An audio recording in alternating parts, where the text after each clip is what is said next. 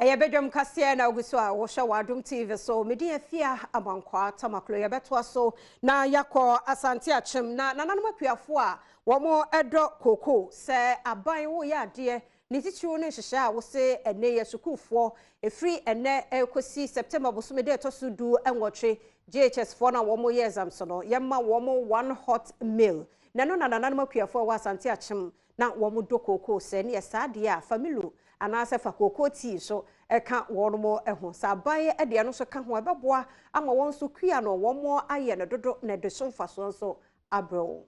Migina say anope kura ma ho akra bi kura no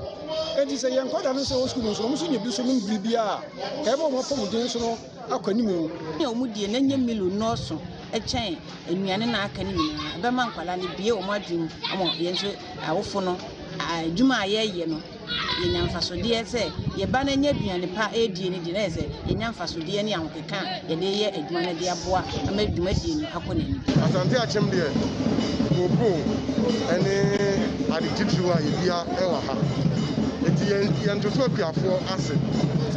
aban ba ye die ne nsa ne kakra ni ya yen hye ye pi ya hye yen so wo ho dada ne ya hye mukena koko ma spray ya hye mukena atrim entwitwamu so aban di aba a yetwa eye pruni no yetwa koko mu kama eno to nchen a fertilizer subsidized fertilizer yechebi amaguafo